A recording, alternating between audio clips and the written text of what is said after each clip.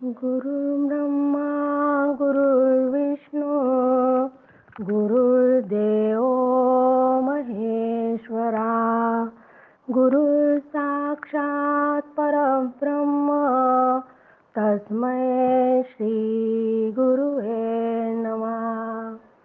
जयांचे केलिया स्मरण होय सकळ विद्यांचे अधिकरण तेची वंदूया श्रीचरण श्री गुरूंचे श्रुती स्मृती पुराणाम आलयं करुणालयं नमामि भगवत्पादं शंकरं लोकशंकरं शंकरं शंकराचार्यं केशवं वादरायणं सूत्रभाष्यकृतो वन्दे भगवन्तो पुनः पुनः. शुकाचारिके पूर्णवैराग्य जाचे वशिष्ठा परिज्ञान योगेश्वराचे कवी वाल्मिका सारिखा मान्य ऐसा नमस्कार माझा सद्गुरू रामदासा. जय जय रघुवीर समर्थ.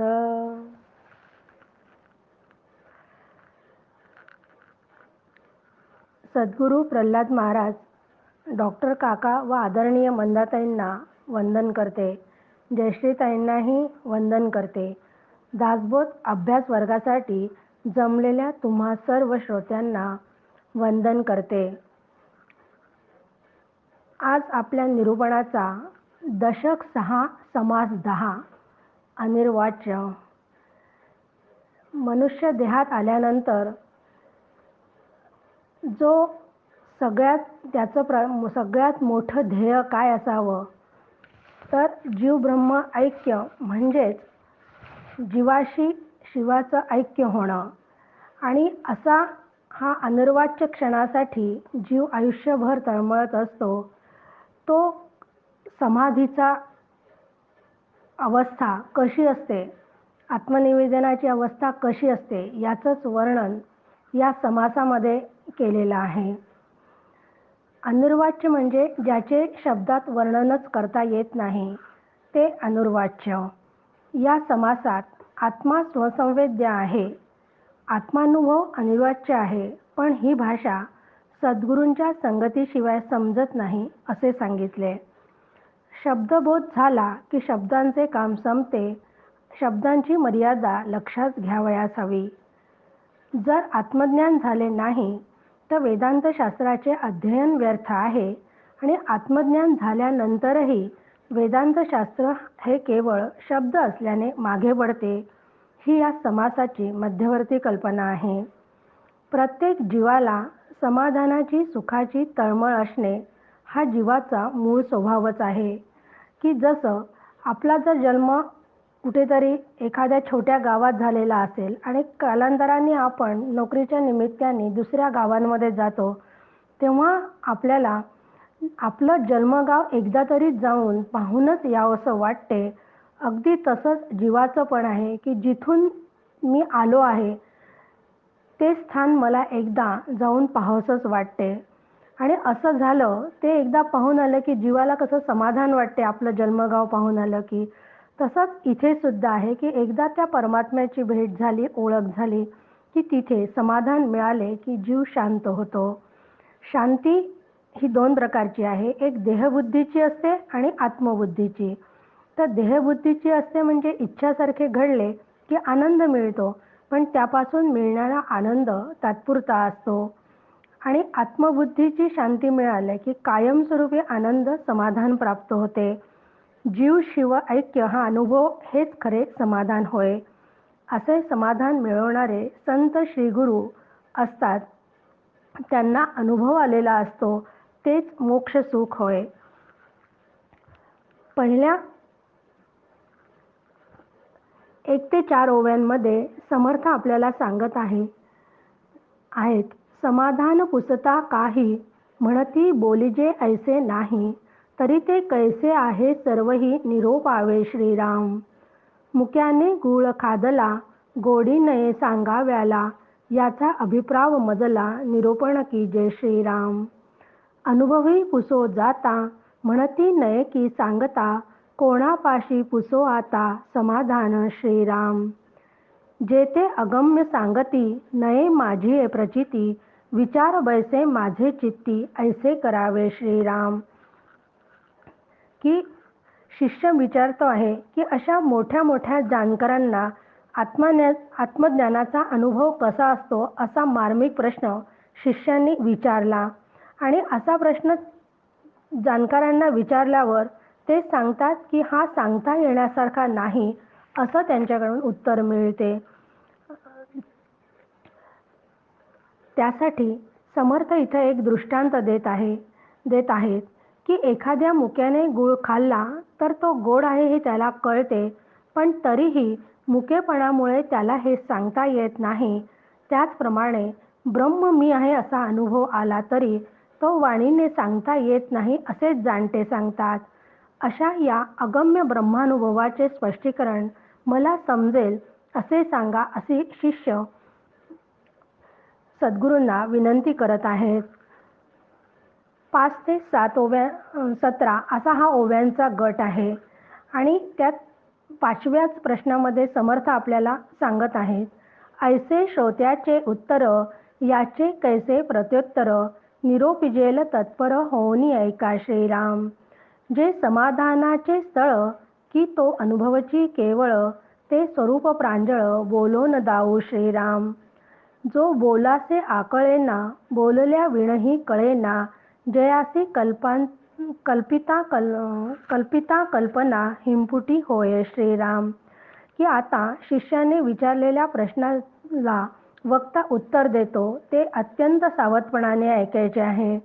कारण ब्रह्मानुभव मला समाधान झाले अशा स्वरूपाचा आहे की केवळ अनुभवरूप आहे, ते आता अगदी मला स्पष्ट करून सांगा. कारण ब्रह्मानुभवाची अनुभूती ही तनुचतुष्टा निरसानंतरची, म्हणजे चारही देहांचा निराश झाल्यानंतरची असल्याने तिचे वर्णन करण्यासाठी जीवरूपाने शिल्लकच राहत नाही. जीवभाव शिल्लक नसल्यामुळे वाणीचे व्यवहार थांबलेले असतात. तो शब्दबद्ध करता येत नाही. वर्णन करण्यासाठी वाणी व मन दोन्हीही शिल्लक नसते. यथा वाचो निवर्तन्ते अप्राप्य मनसासह, असं केनोपनिषद वर्णन करते. पण शब्दाने सांगितल्याशिवाय त्याचे संबंधी अंदाजही येत नाही.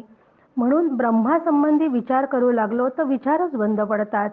त्याचे मनाने मनन करता येत नाही, वाणीने ते बोलता येत नाही, डोळ्यांनी पाहता येत नाही, ते प्राणवायूने ग्रहणही करता येत नाही. पण त्याच्या सत्तेवर हे सर्व चालते. याचे कारण चत्वार देहातील सर्व तत्वांचा निराश तेथे झालेला असतो. मन त्याचे मनन करू शकत नाही, पण त्याच्याच सत्तेवर ते तदाकार आत्माकार होते, आत्म्याशी आत्मरूप होते. ते जाणावे परब्रह्म, जे वेदांचे गुह्य परम, धरिता संत समागम सर्वही कळे श्रीराम. तेची आता सांगिजेल, जे समाधान सखोल, ऐक अनुभवाचे बोल अनुर्वाच्य वस्तू श्रीराम.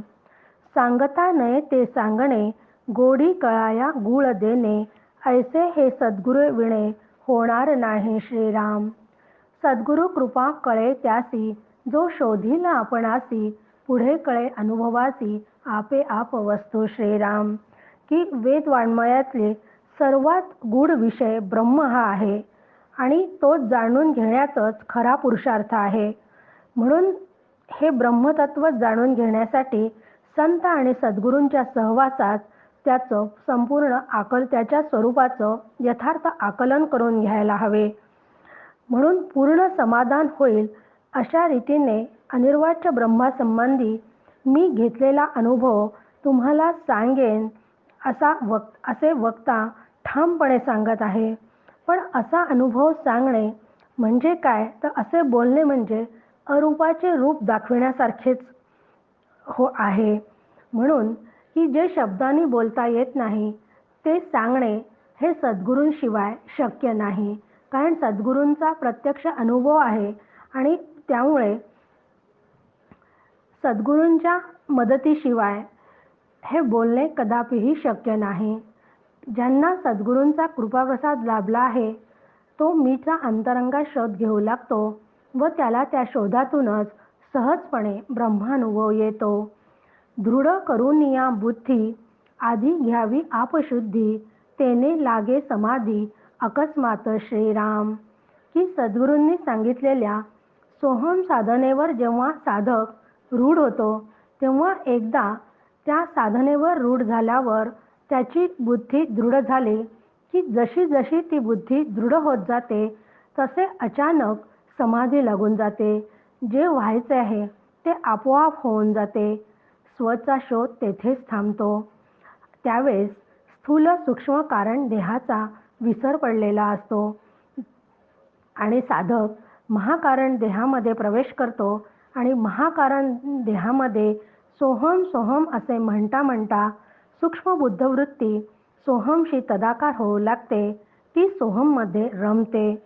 यावेळी एका विलक्षण आनंदाच्या जवळ ती पोहोचलेली असते. या जाणीवेनेच ती आनंदित होते आणि तिथेच ती रमून जाते. तिथे ती इतकी रमते की थोड्या अभ्यासाने सोहममधील अहमचा तिला विसर पडतो. मग फक्त शिल्लक राहते सहम म्हणजे ज्ञानरूप आनंदरूप आत्मा. सशी वृत्ती जेव्हा तद्रूप होते तेव्हा सहाशी सुद्धा जाणीव संपते. ज्या क्षणी सगळी जाणीव संपते त्या क्षणी महाकारण देहाचा भेद होतो व अभ्यास करणारी सूक्ष्म बुद्धिवृत्ती आत्मस्वरूपात लीन होऊन जाते.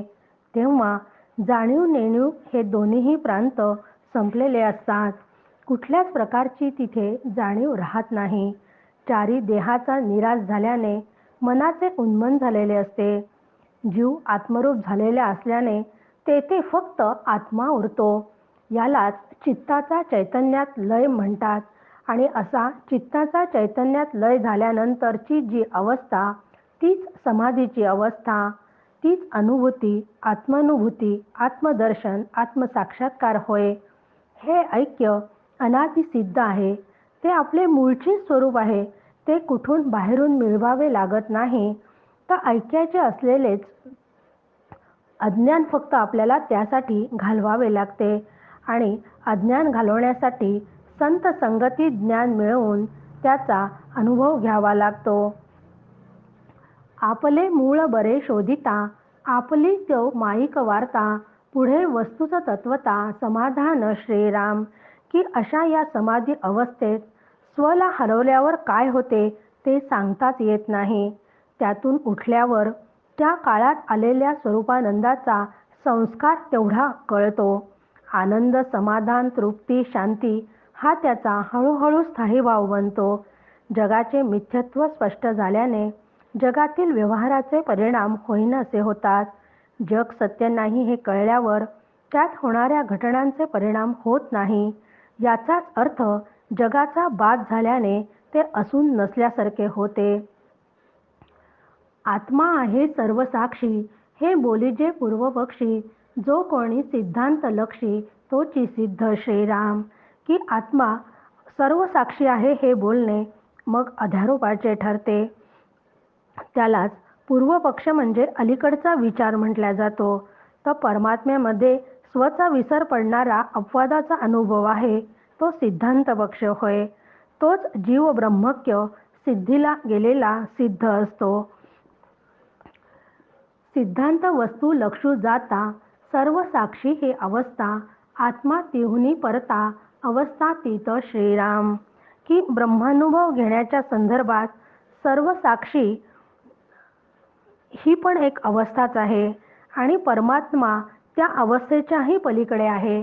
जागृती स्वप्न सुषुप्ती आणि तुरिया ही तुरिया म्हणजेच साक्षी अवस्था होय.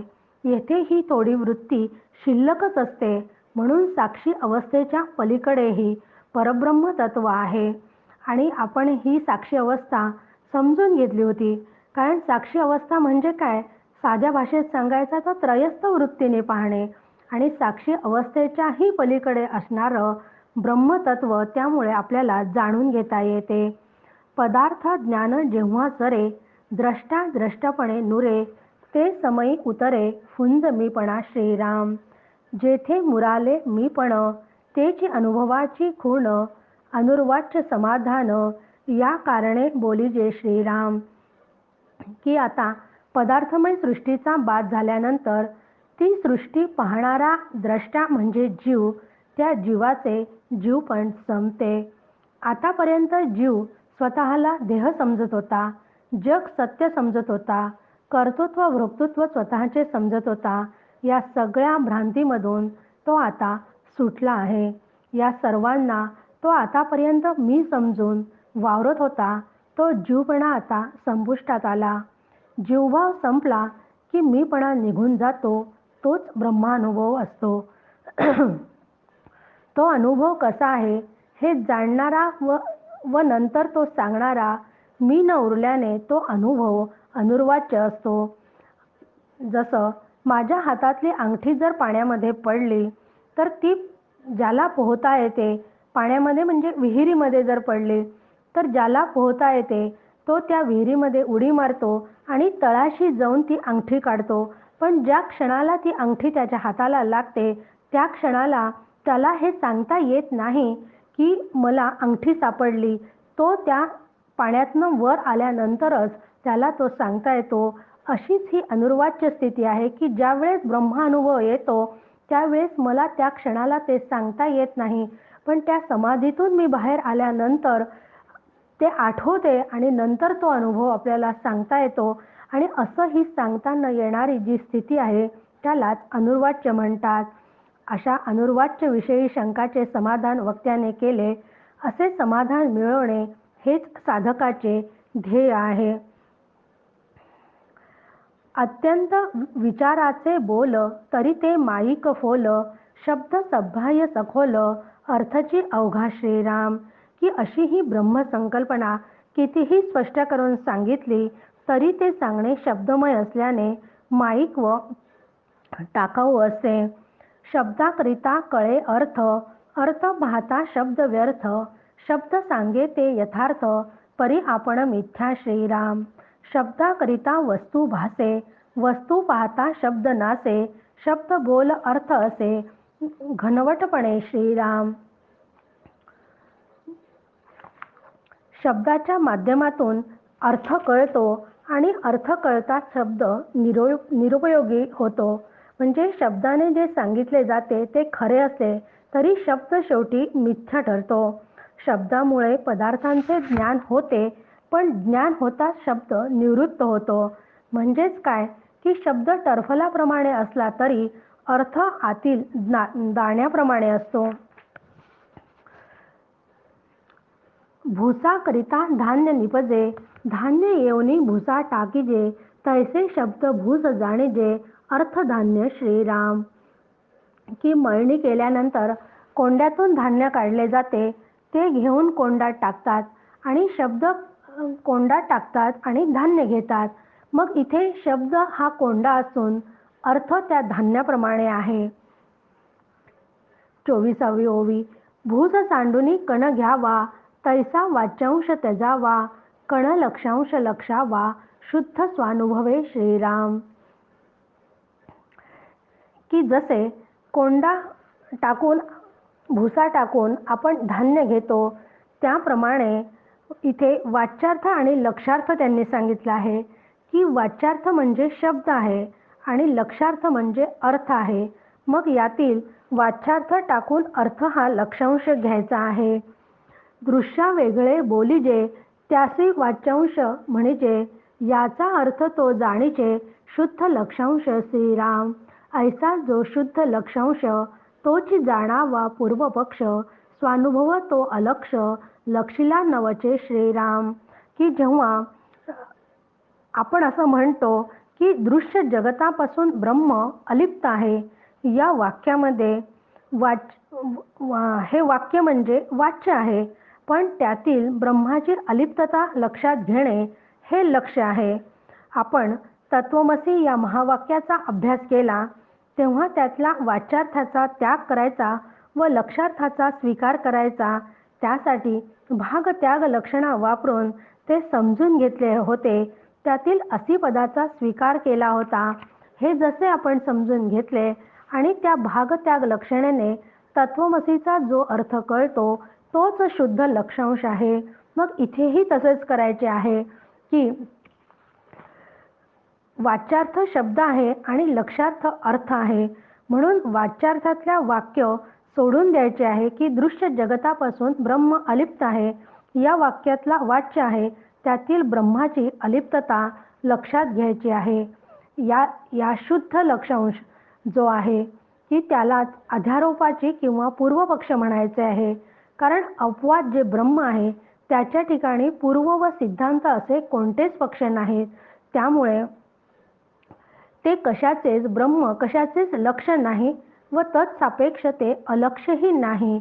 म्हणजे कसं आहे की तिथे ब्रह्माला आपल्याला कशाने समजून घेता येत नाही. म्हणून तो लक्षांशाच्याही पलीकडे असलेला आहे. कारण ब्रह्म अनुभव आल्यावर तो आपल्याला सांगता येत नाही. म्हणून जो शुद्ध लक्षांश आहे तो सुद्धा तिथे अलक्ष झाला आहे असं समर्थ आपल्याला येथे सांगत आहेत. जेथे गाळून सांडिले नभा जो अनुभवाचा गाभा ऐसा तोही उभा कल्पित केला श्रीराम. मिथ्या कल्पनेपासून झाला खरेपण कैसे असेल त्याला म्हणून तेथे अनुभवाला ठावची नाही श्रीराम. दुजे विण अनुभव हे बोलण्याची तो वाव या कारणे नाही ठाव अनुभवासी श्रीराम. की पंचमहाभूतांपैकी आकाश हे तत्व सर्वात सूक्ष्म आहे आणि स्थूलापासून सूक्ष्मापर्यंतचा प्रवास करताना आकाश हा सर्वात शेवटचा टप्पा आहे. आकाश हे सूक्ष्म तत्व आहे. पण परमार्थामध्ये सूक्ष्म म्हणजे अगदी बारीक की डोळ्यांना दिसत नाही असा अर्थ नाही आहे. तर परमार्थामध्ये सूक्ष्म याचा अर्थ व्यापक होतो. मग आकाश हे सूक्ष्म तत्व असले तरी ब्रह्म त्याहूनही सूक्ष्म असल्याने जणू ते आकाशाच्या वस्त्रातून गाळले जाते. आकाशासाठी खम ब्रह्म ही केवळ दृष्टांतासाठी घेतलेली एक कल्पना आहे आणि विचारांनी आकाशाचा निराश झाल्यानंतर कल्पना सगळ्या मागे पडतात. ब्रह्माचा अनुभव आला ही भाषा केवळ कल्पनेनेच बोलली जाते ही अज्ञानाची संकल्पना आहे. म्हणून ब्रह्मानुभव घेतला असे म्हणणे केवळ अशक्य आहे. व्यवहारात जेव्हा कुठल्याही गोष्टीचा कशाचा तरी व काहीतरी अनुभव येतो तेव्हा अनुभव घेण्यासाठी अनुभव घेणारा व वस्तू असे दोन असल्याशिवाय अनुभव येऊ शकत नाही. अनुभव आला हे बोलणे मिथ्या कल्पनेनेच शक्य आहे. ते खरे कसे असेल?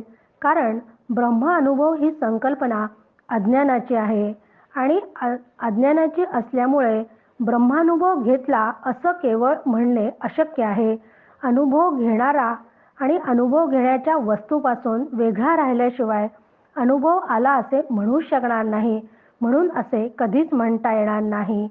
म्हणून अनुभवे त्रिपुटी उमजे अद्वैती द्वैतची लाजे म्हणून बोलीजे साजे अनुर्वाच्य श्रीराम. की अनुभव आला असे म्हणता क्षणीच त्रिपुटी तयार होते आणि त्रिपुटी म्हणजे भेद आहे. ही त्रिपुटी 3 प्रकारच्या भेदांनीच तयार झालेली आहे. म्हणजे समजा ज्ञाता ज्ञेय आणि ज्ञान. समजा येथे टेबलावर एक पुस्तक आहे. पुस्तक हे ज्ञेय म्हणजे वस्तू आहे आणि पुस्तक पाहणारा म्हणजे ज्ञाता म्हणजे पाहणारी मी आहे. व ते कोणत्या विषयाचे पुस्तक आहे, त्याचा रंग कोणता आहे, ते किती पानांचे आहे, ही सर्व माहिती म्हणजे ज्ञान आहे. म्हणजे यामध्ये ज्ञाता ज्ञेय आणि ज्ञान अशी त्रिपुटी तयार झाली आणि त्रिपुटी भेदाने तयार होते आणि जिथं भेद असतो तिथं द्वैत असते आणि अद्वैताच्या अनुभवात द्वैताला जागाच नाही. म्हणून अद्वैत रूप ब्रह्मानुभव अनिर्वाच्य असतो असं म्हणणं हे शास्त्रशुद्ध आणि अनुभवसिद्ध आहे. त्यामुळे अनिर्वाच्य असल्यामुळे त्याचा अनुभवच आपल्याला शब्दामध्ये सांगता येत नाही हेच इथे परोपरीने समर्थ आपल्याला सांगत आहेत.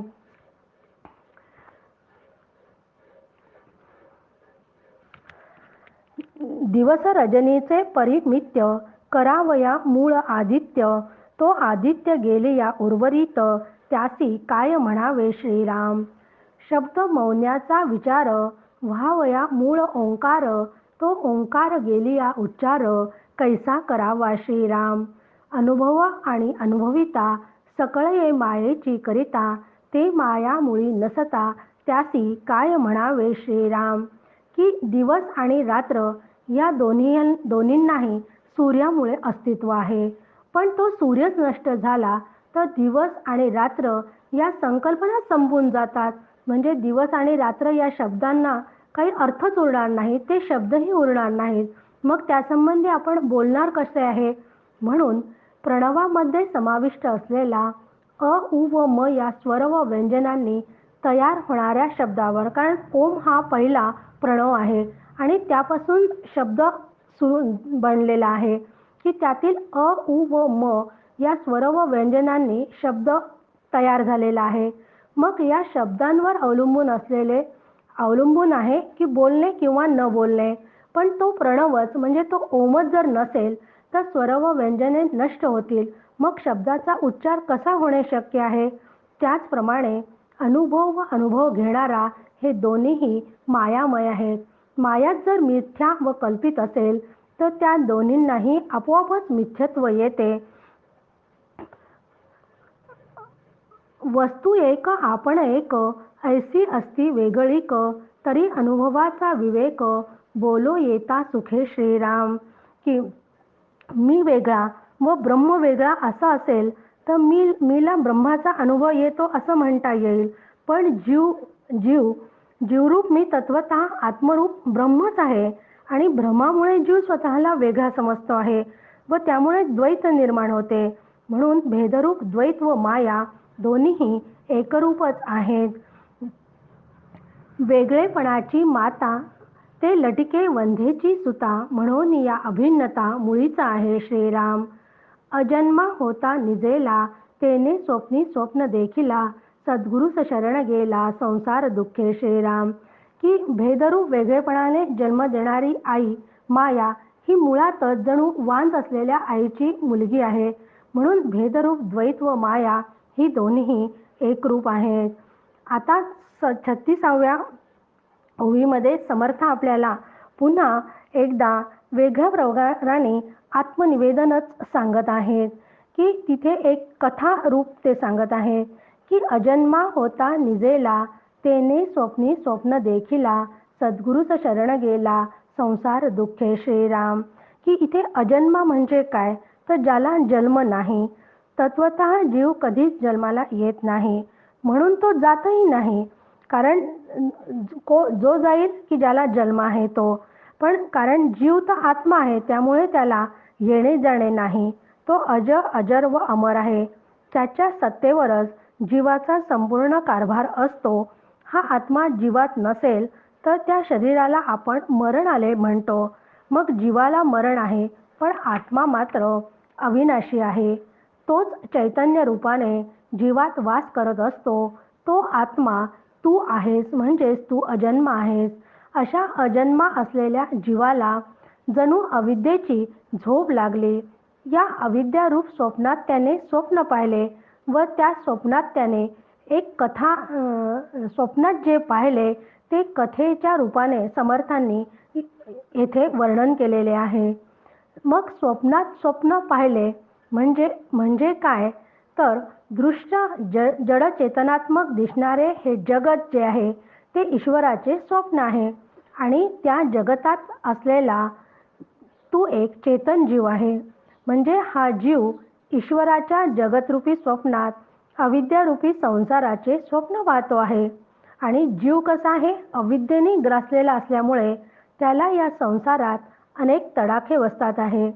संसारातील त्रिविध तापांनी त्रस्त होऊन तो आता सद्गुरूंना शरण गेला आहे. सद्गुरु कृपेस्तव झाला संसार वाव, ज्ञान झालिया ठाव, पुसे अज्ञानाचा श्रीराम. की आहे तितुके नाही झाले, नाही नाहीपणे निमाले, आहे नाही जाऊनी उरले, नसो न काही श्रीराम. की स्वप्नात श्री गुरूंची कृपा होऊन संसार बाधित झाला. पूर्वी जे सत्य वाटत होते ते मिथ्या आहे असा निश्चय झाला. आतापर्यंत जो तू स्वतःला वेगळा समजत होता तो केवळ भ्रम होता. तू वेगळेपणाने कधी नव्हताच.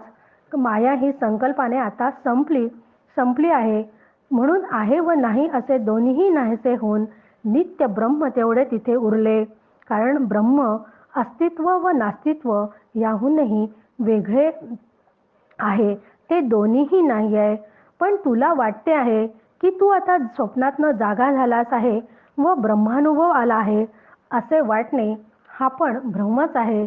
कारण काही नाही म्हणजेही तिथं शून्य आहे. हे शून्य म्हणजे ब्रह्म नाही.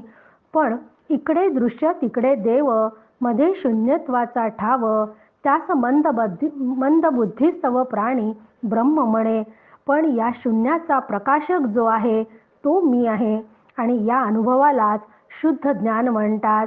शुद्ध ज्ञान निरूपण समासाचा अभ्यास करताना आपण हे सगळं तत्वज्ञान खूप स्पष्टपणे समजून घेतलेलं होतं. असे हे शुद्ध ज्ञान श्री गुरूंच्या अद्वैताचा बोध करून दिल्यावर शुद्ध ज्ञान झाले आणि द्वैत समूळ पुसून गेले. वेदांताच्या उपदेशाने अविद्ये निद्रेतून तो जागा झाला. श्री गुरूंनी जेवढे ज्ञान सांगितले ते स्वप्नाबरोबर नाहीसे झाले. उरले ते फक्त शब्दांच्या पलीकडचे अनुर्वाच्य सुख. शब्दांच्या मदतीशिवाय त्याला अद्वैताचा बोध झाला. म्हणजे शब्दांशिवाय ज्ञान नाही व ज्ञान झाले की शब्दांचे काम नाही म्हणजे शब्द मागे पडतो. म्हणूनच शब्दांच्या पलीकडे असलेलं जे सुख आहे ते अनिर्वाच्य सुख आहे. आणि हाच अनुभव संत आणि श्रीगुरूंना आलेला असतो. पण हा विषय अत्यंत अवघड आहे आणि अत्यंत अवघड असल्यामुळे साधकाच्या हे लवकर लक्षात येणार नाही. म्हणून समर्थ या समासामध्ये पुन्हा पुन्हा तोच विषय सांगत आहे. म्हणून आता 48व्या ओवीपासून समर्थ आपल्याला पुन्हा तोच विषय स्पष्ट करत आहे. कारण शिष्यांनी त्यांना विनंती केली की तव शिष्य विनविले, जिहे आता निरूपिले, ते पाहिजे बोलिले, मागुते स्वामी श्रीराम. की या शिष्य म्हणाला की आतापर्यंत तुम्ही कथारूपाने मला हे स्पष्ट सांगितले आहे, पण ते अधिक स्पष्ट करून मला सांगावे, पुन्हा सांगावे अशी विनंती केली. कारण मला स्पष्टपणे आकलन होण्यासाठी त्याची गरज आहे असं शिष्याला वाटत होतं. म्हणून वक्त्यांनी आता पुन्हा ते गूढ वर्म उकलून दाखवण्याचे ठरवले. अजन्मा तो सांग कवन, तेने देखिला कैसा स्वप्न, तेथे कैसे निरूपण, बोलिले आहे श्रीराम. की हा तत्वतः जन्माला न येणारा कोण, त्याला पडलेल्या स्वप्नाचे स्वरूप काय, त्या स्वप्नात उपदेश कसा व काय झाला, जाणोनी शिष्याचा आदर, स्वामी देती प्रत्युत्तर, तेची आता अति तत्पर, शोधी येथे परिसावे श्रीराम. की शिष्याचे प्रामाणिक उत्कंठा आणि तळमळ पाहून स्वामींना आता उत्तर देण्यास सुरुवात केली. श्रोत्यांनी त्यांना सांगितले की अजन्मा तो सांग कवन, की शिष्या तूच आत्मा आहेस. म्हणून आत्म्याला येणं जाणं नाही. आत्मा जन्माला पण येत नाही म्हणून त्याला मरणही नाही. म्हणून तू अजन्मा आहेस. म्हणजे तूच तो आत्मा आहेस. आणि तू स्वप्नात स्वप्न कसे पाहिलेस ते आता तुला सांगतो. स्वप्नी स्वप्नाचा विचार, तो तू जाण हा संसार, तेथे तुवा सारासार विचार केला श्रीराम. ही दृश्य सृष्टी ही जी आपल्याला सगळी दिसते ते ईश्वराचे एक स्वप्न आहे. आणि त्या स्वप्नामध्ये म्हणजे ईश्वराच्या सृष्टीमधलाच चेतन जीव आहे. आणि हा चेतन जीव त्या स्वप्नातच संसाराचे स्वप्न पाहतो. आणि हे संसाराचे स्वप्न पाहिल्यानंतर त्याला संसारामध्ये तडाखे बसतात. आणि तडाखे बसल्यावर त्याला असं वाटते की हे काही बरोबर नाही, या संसारातून मी विरक्त झालं पाहिजे. त्यासाठी तो सारासार विचार करायला सुरुवात करतो आणि सारासार विचार केल्यानंतर तो श्री गुरूंना शरण जातो आणि श्री गुरूंना शरण गेल्यानंतर रिघोनी सद्गुरूसी शरण काढूनी शुद्ध निरूपण त्यासी करीसी ऊन खूण प्रत्यक्ष आता श्रीराम की श्रीगुरूंकडून त्यांनी शुद्ध वेदांताचा बारीक सारीक तपशील समजावून घेतला आणि आता शिवाय तो प्रत्यक्ष समोर बसून सुद्धा श्रीगुरूंकडून ते स्पष्टीकरण अजून करून सांगा म्हणून सांगतही आहे. म्हणजे त्याला आता ते स्पष्टीकरण पूर्ण समजणार आहे. याचाची घेता अनुभव बोलणे तितके होते वाव निवांत विश्रांतीचा ठाव ते तू जाण जागृती श्रीराम की या बोलण्याचे रहस्य जाणून घेतलेस की सर्व शब्दज्ञान तुला निरर्थक ठरणार आहे. म्हणून अविद्या निवृत्त होऊन विद्येने ज्ञानरूप जागृती आल्यावर तुला शांती समाधान प्राप्त होईल. ज्ञान गोष्टीचा गलबला सरोनी अर्थ प्रगटला याचा विचार घेता आला अंतरी अनुभव श्रीराम की सद्गुरूंनी शब्दांनी सगळं समजून सांगितल्यानंतर शब्दज्ञानाचा बडेजाव आता संपून त्याला अर्थ कळला. त्याचा अनुसंधान ठेवल्यावर त्याला पुन्हा जाग आली की तुझं वाटे ही जागृती मज झाली अनुभव प्राप्ती या नाव केवळ भ्रांती फिटलीच नाही श्रीराम की तुला असे वाटले की तू जागा झाला आहेस आणि तुला ब्रह्मानुभव घेतला आहेस पण वाटणे पण हे भ्रम दूर न झाल्याचेच लक्षण आहे. अनुभवी विराला अनुभवे विण अनुभव आला हाही स्वप्नीचा चेईला नाहीच बापा श्रीराम की तुला आता असं वाटते आहे की तू स्वप्नातनं जागा झाला आहेस आणि ब्रह्म अनुभव आला आहे आणि मला ब्रह्म अनुभव आला असं तू शब्दांनी सांगतो आहे. पण हरिपाठामध्ये ज्ञानेश्वर महाराज सांगतात साधुबोध झाला नुरोनिया ठेला ठाईच मुराला अनुभव की कापूर जाळल्यावर ती वडी व ज्योत दोन्हीही उरत नाहीत. त्याप्रमाणे खरा अनुभव आल्यावर अनुभव घेणारा व ज्याचा अनुभव आला तो असे दोन्हीही वेगळेपणाने उरत नाही. मग अनुभव आला असे जे तू सांगतो आहेस की अनुभव आला असे म्हणणे सुद्धा स्वप्नातून जाग न आल्याचेच लक्षण आहे. कारण स्वप्नातून जाग आल्यावर तो आत्मा मी आहे अशी वृत्ती तुझी अजूनही शिल्लक आहे आणि वृत्ती शिल्लक असणं हे अज्ञानच आहे. मग तेथे अजूनही मी ही वृत्ती शिल्लक आहे म्हणजे तू अजूनही भ्रमातच आहे आणि भ्रमरूप स्वप्नच आहे हे तुझं तू पक्क लक्षात ठेव. जागी झालिया स्वप्न उर्मी स्वप्नी म्हणसी अजन्मा तो मी जागेपणी स्वप्न उर्मी गेलीच नाही श्रीराम. स्वप्नी वाटे जागेपण तैसी अनुभवाची खूण आली परी ते सत्य स्वप्न भ्रमरूप श्रीराम की स्वप्नातून जाग आल्यावर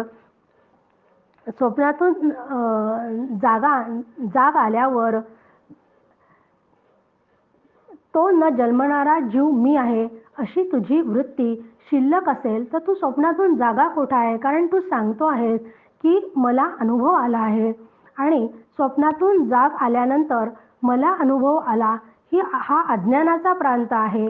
म्हणून जागृती या पैलकडे ते सांगणे केवी घडे जेथे धारणाची मोडे विवेकाची श्रीराम की ज्ञानरूप जागृती आली तर या वृत्ती ज्ञानाच्या पलीकडे आहे आणि वृत्तीज्ञान जेव्हा पूर्ण थांबते पुसल्या जाते तेव्हाच खरा ज्ञानाचा उदय होतो.